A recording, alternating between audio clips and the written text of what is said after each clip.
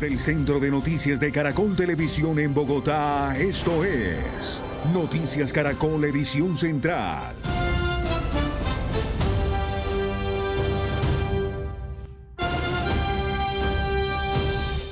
Buenas noches, bienvenidos a este avance de Noticias Caracol. Pues Andreina, a esta hora la Selección Colombia vuela rumbo a San Diego, en California.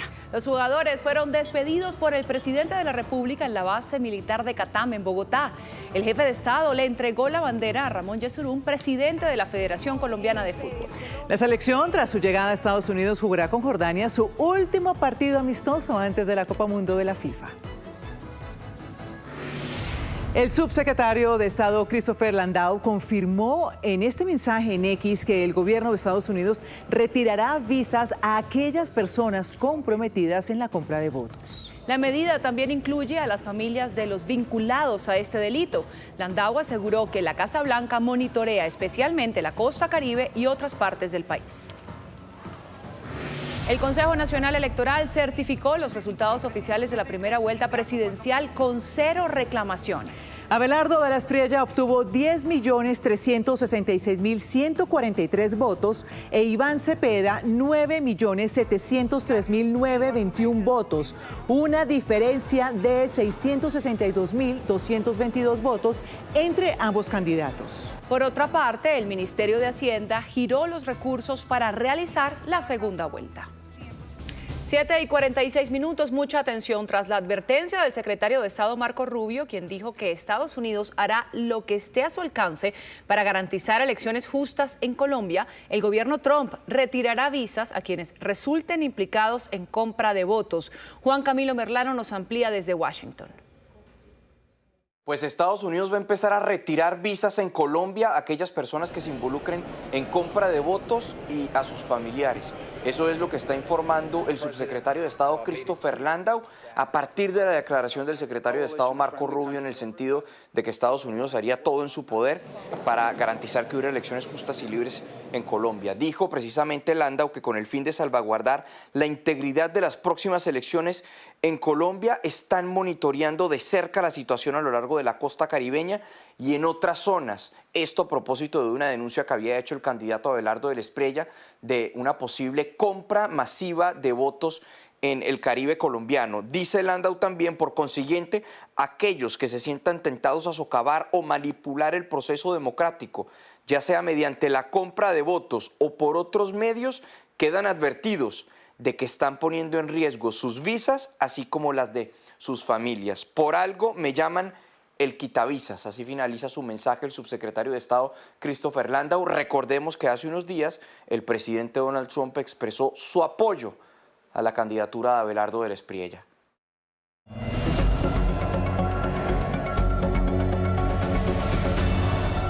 7:47, arrancamos este radar de la política cuando faltan 16 días para las elecciones, con la certificación del Consejo Nacional Electoral a los resultados de la primera vuelta. Con 0 reclamaciones de los partidos, el CNE confirmó el número de votos que obtuvieron tanto Abelardo de la Espriella como Iván Cepeda. Aquí los detalles. Solo se necesitaron 4 días después de la primera vuelta para que el Consejo Nacional Electoral confirmara los resultados. Las dos fórmulas que han sido elegidas por la mayoría para continuar en el camino el próximo 21 de junio serán las de Abelardo de la Espriella y Manuel José Restrepo Jaunam, con el 43.78%. Y la otra fórmula, la del doctor Iván Cepeda Castro y Aya Marina Quilcue Vivas, con el 40.98% de la votación. Abelardo de la Espriella tuvo oficialmente 10.366.143 votos, es decir, 4.644 votos de más que en el preconteo, mientras que Iván Cepeda tuvo 9.703.921, 15.560 votos de más que en el preconteo, una diferencia de 662.222 votos entre ambos candidatos. Para el Consejo Nacional Electoral, la tasa de coincidencia con el preconteo fue del 99,94% y las reclamaciones solo alcanzaron el 0,7% para la segunda vuelta electoral. Quien tiene la competencia para declarar el resultado, que es el Consejo Electoral, lo ha hecho y resultó que no hubo ningún fraude y que las reclamaciones, que fueron muy pocas, se resolvieron en el momento en que había que resolverlas. Cada quien tiene derecho a dudar, a preguntar, pero no a descalificar. Y además, para generar confianza en los resultados de la segunda vuelta presidencial, las campañas podrán acreditar hasta 2 testigos electorales por cada mesa y por cada comisión escrutadora, tanto en Colombia como en el exterior. Un proceso que desde hoy arranca con las inscripciones de esos testigos hasta el próximo 18 de junio. Y hoy el Gobierno Nacional y el Comité Promotor de una Asamblea Nacional Constituyente desistieron de avanzar en la recolección de firmas para impulsarla. Para el gobierno, por el momento político que vive el país, es inconveniente seguir adelante con esta tarea de convocar una constituyente y la prioridad en el momento es avanzar en las reformas sociales que hacen curso en el Congreso. El candidato presidencial Iván Cepeda celebró esta decisión.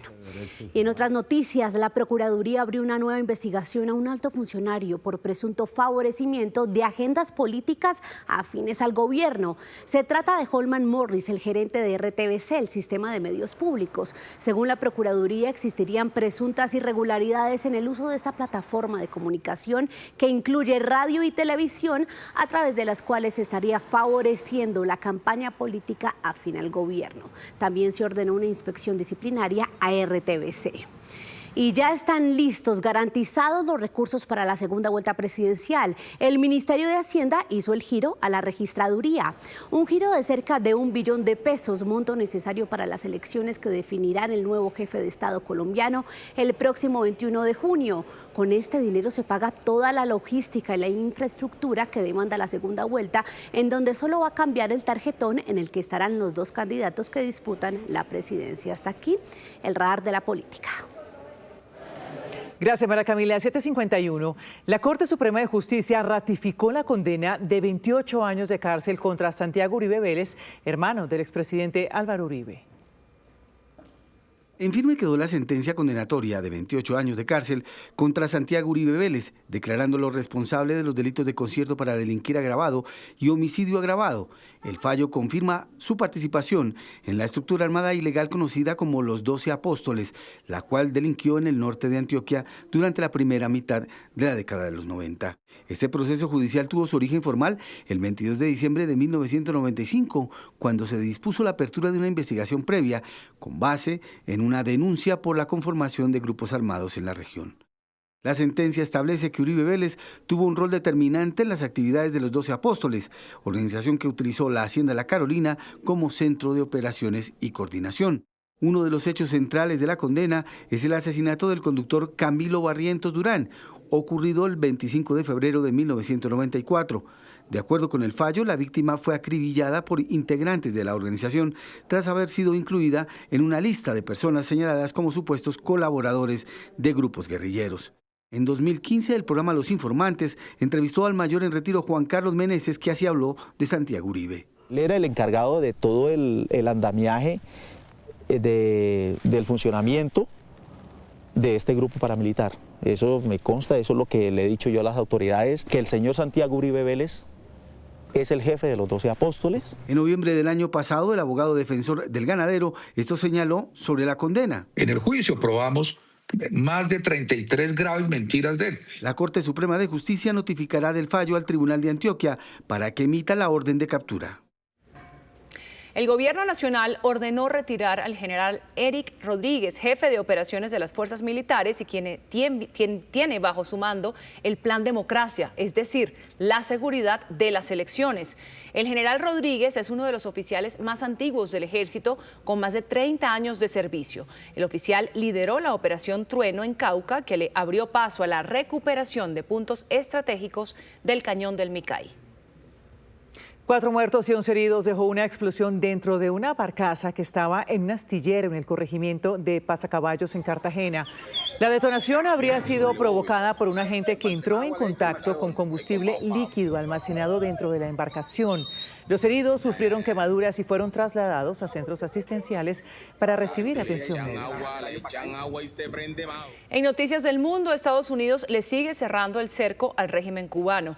El Departamento del Tesoro anunció sanciones económicas contra el presidente Miguel Díaz-Canel, su esposa, el hijo de Raúl Castro, Alejandro Castro Espín, y su nieto, Raúl Alejandro Castro. Otro nieto, Raúl Guillermo Rodríguez Castro, conocido como el Cangrejo y quien al parecer desempeña un papel clave en las conversaciones en curso, no está entre los sancionados. El presidente de Ucrania, Volodymyr Zelensky, le propuso a su homólogo ruso, Vladimir Putin, reunirse en los próximos días y Moscú respondió positivamente. Un acercamiento sin precedentes desde el inicio de la guerra en 2022. Zelensky también ofreció un alto el fuego total mientras negocian el fin del conflicto. El gobierno ruso respondió que el presidente ucraniano tiene las puertas abiertas para llegar a Moscú. El presidente de Estados Unidos, Donald Trump, no tardó en celebrar la propuesta. Y captada en cámara una impresionante explosión. Ocurrió en Puebla, México, cuando 4 camiones cisternas que transportaban gas licuado de petróleo. Hasta el momento se reportan 2 lesionados. Unas 2.000 personas tuvieron que ser evacuadas de un hospital, de escuelas, también viviendas aledañas como medida preventiva. Y es momento de los indicadores económicos con Víctor Grosso. Víctor, ¿cuáles son estas nuevas expectativas con el Mundial de Fútbol? Andreina, buenas noches. Y es que Migración Colombia está calculando que por el Mundial de Fútbol se realizarán 91.000 viajes adicionales frente a los que tradicionalmente se realizan en esta época del año, de los cuales 63.000 van para Estados Unidos, 22.000 para México, 6.000 para Canadá. En más información, la Superintendencia de Industria y Comercio inició una investigación en contra de la operadora de la plataforma tuboleta.com por presuntas prácticas que infringen los derechos de los consumidores. En más noticias, de acuerdo con la Federación Nacional de Cafeteros, por la caída de más de 500 pesos en el precio del dólar en el último año, los ingresos de los hogares cafeteros se han disminuido en más de 400.000 pesos por carga. Dice la Federación que este es un impacto monumental para los hogares cafeteros. Y la empresa espacial del magnate Elon Musk se listará en bolsa, se llama SpaceX, y los inversionistas podrán comprar las acciones en $135 por cada una. Dicen en los mercados que esta sería la mayor emisión en la historia de los mercados de capitales. Hoy cayó el dólar, tasa representativa del mercado para mañana, 3.565 pesos con 32 centavos. También bajó el petróleo Brent, quedando cerca de los $95 por barril, y sigue cayendo el café. Precio de referencia para mañana, 2.005.000 pesos por carga en promedio. Continúe con Noticias Caracol. Pues así terminan las noticias. Nos vemos a las 11 de la noche, o se ven con Andreina en Última Edición. Allí los espero, pero ya viene a otro nivel. Esto es Noticias Caracol, primero la gente. Buenas noches.